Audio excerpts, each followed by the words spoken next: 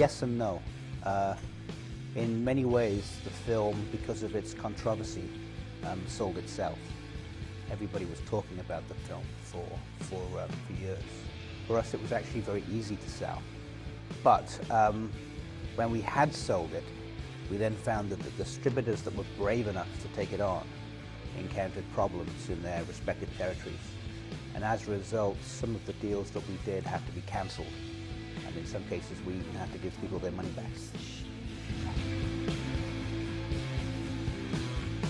Jinga Films, we represent all different kinds of films. We have art house films, we have dramas, we have thrillers, but our main focus is on genre films and horror films, because that's my area of specialization. That's what I know about, and it's also what happens to be selling in the market right now. It's the most commercial genre.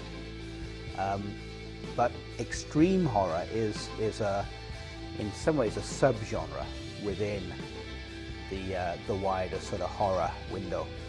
And we set up a separate label called UXB, which stands for Unexploded Bomb. And it's in that label that we handle extreme films like a Serbian film, like Bunny Game. I suppose we did that because we had such a success with the Serbian film that we thought we would create a brand and continue it, and it's working. It's not everybody's taste, but there is a very, very niche audience out there that's very reliable, and you're guaranteed to make those sales. It's a good question. Of course, the director, and I became a sales agent because I had quite a frustrating experience with my first two films, Darklands and Silent Cry, in sales and distribution. And as a result, those films sort of didn't get the level of distribution that I would have liked. So I actually decided to try and sell it myself. The downside of that is that it's very exhausting. It's non-stop sales. I wake up in the morning, I'm selling to Japan, Australia.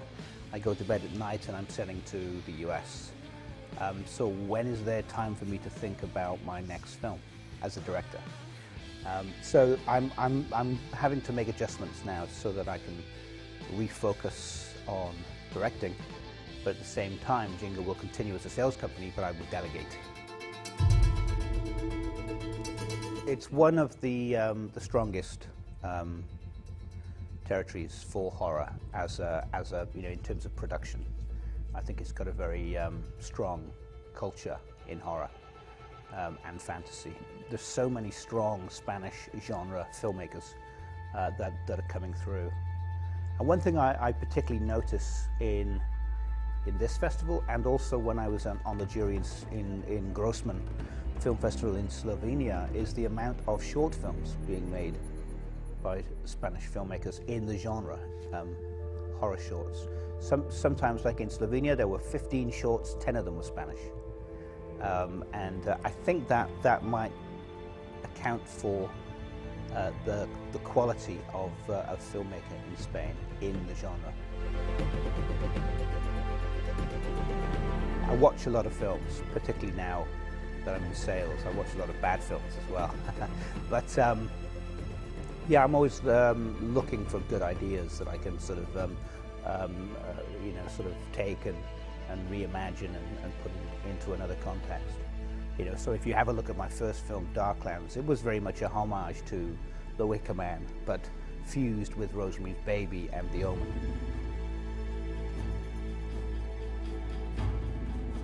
Well, there's an actor that I've worked with twice, once with Last Horror Movie and once with Summer Scars, Kevin Howarth, who I really get along well with, and I admire his range as an actor enough to almost put him in any role and be confident that he would be able to become that role.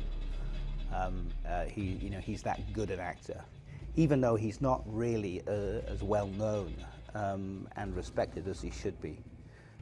But there are other actors that I really admire, like Christian Bale.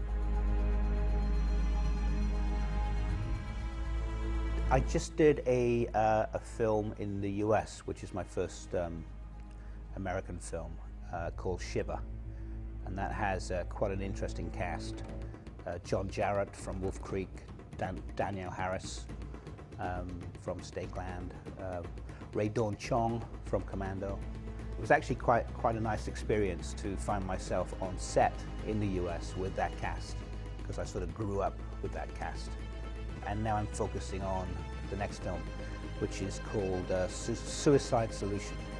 It's a very dark psychological horror, somewhere between High Tension and Martyrs, and I hope to be shooting that in Winnipeg, in Canada, sometime next year on a budget of about $2 million.